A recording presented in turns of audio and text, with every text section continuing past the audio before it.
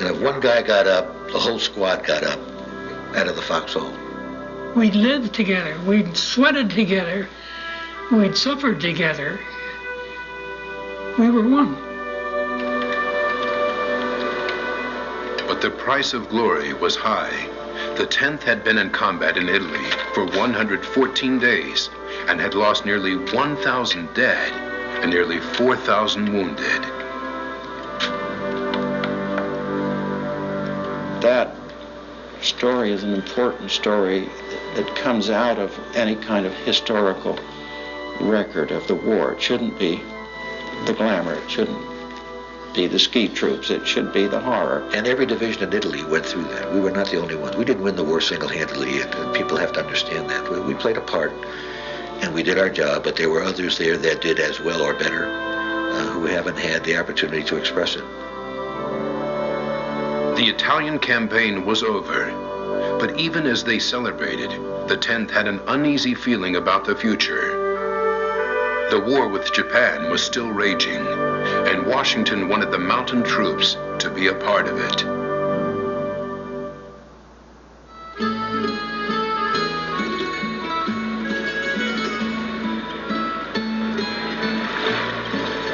After the German surrender in Italy, soldiers from the 10th Mountain Division finally had the time to enjoy the country they had only known as a battlefield. There were plenty of leave passes to Venice, Florence, and Rome. All of the places that were not beat up. I remember going into Venice, and there was no war damage there. Beautiful. It made you feel, you know, life was worth living again. And being near the Alps, the 10th organized a ski race near the Austrian border.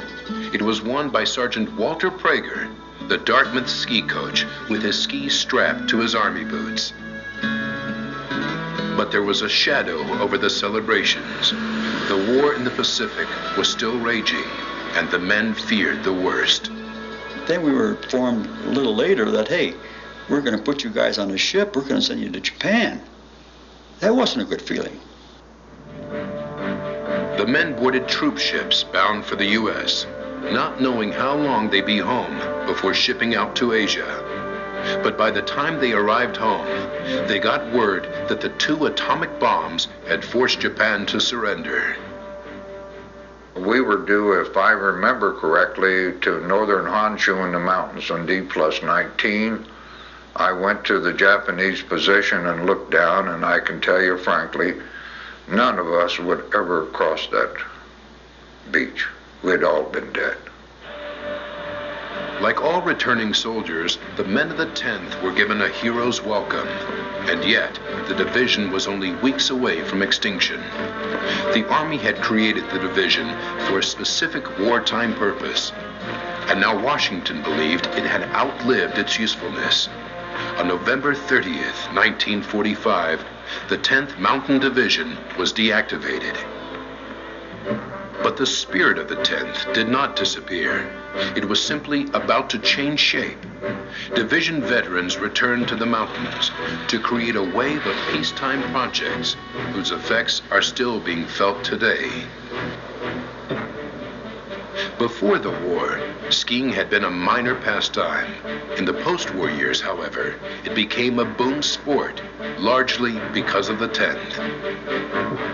Its veterans founded dozens of America's best-known ski resorts, and 2,000 veterans became ski instructors.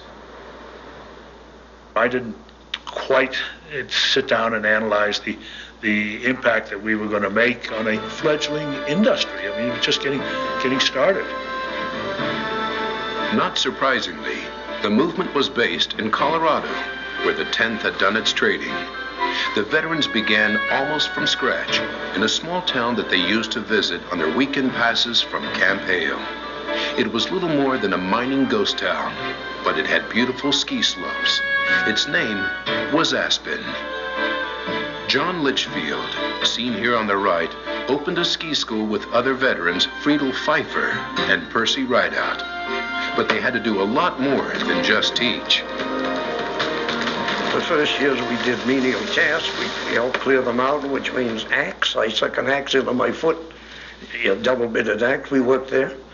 And we helped pour the concrete for the lifts. You know, that's the type of work we were doing. That's summer work. And in the winter, we were teaching skiing. Aspen grew slowly at first, but the post-war economic boom and improvements in air travel turned Aspen into what it is today, one of the world's best-known ski destinations. The veterans had little idea it would ever grow so big.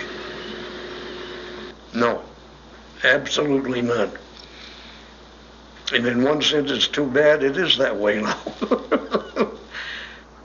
Pete Seibert, badly wounded in Italy, has a similar story to tell. He recovered from his injuries to become a champion ski racer after the war, and he always had the dream of founding a ski resort. In 1957, a geologist friend prospecting in the Rocky Mountains told him of an unknown, unnamed mountain 100 miles from Denver. And we came over in March of 1957 and climbed to the top. Took 7 hours to get to the top, but once you get to the top, I'd seen enough country and seen enough mountainous, potential mountains, to know that this was exceptional. Pete Seibert named the mountain Vail, and like Aspen, it grew to become one of the top ski resorts in America. Pete named one of the ski runs at Vail Riva Ridge in honor of the 10th. All told, 10th Division members founded or managed more than 60 ski resorts across the country, from Crystal Mountain in Washington to Sugarbush in Vermont.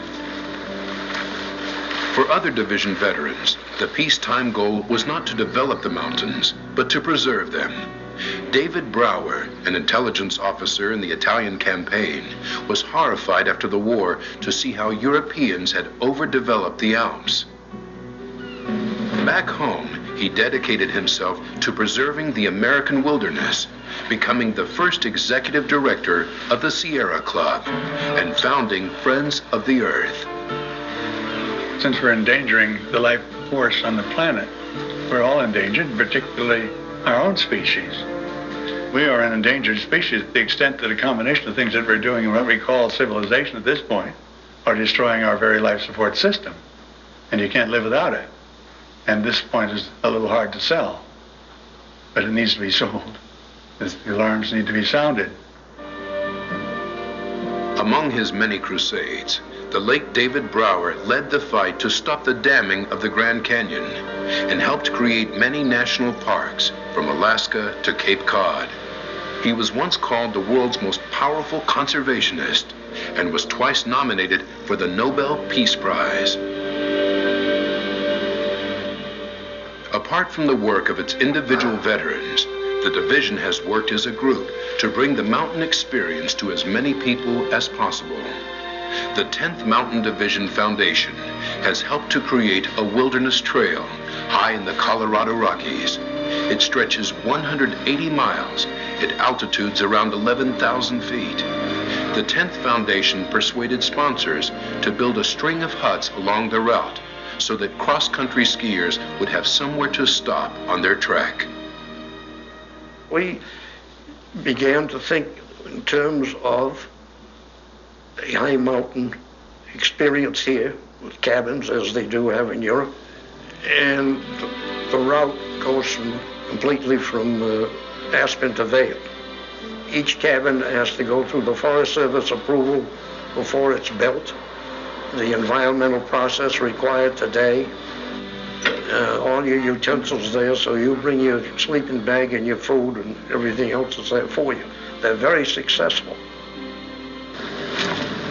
And the veterans themselves are no strangers to the slopes. Despite the advancing years, the 10th still holds some of its many reunions on skis. I'll always go to the mountains, yes. Yeah. I enjoy it. I try to get skiing in Colorado at least once a winter. I went skiing with my grandkids at Lake Tahoe, trained for it for a year. I had 2 artificial knees, and my doctor was furious. We climb mountains my New England chapter, which I belong, every year, those of us who still can climb up Mount Washington together.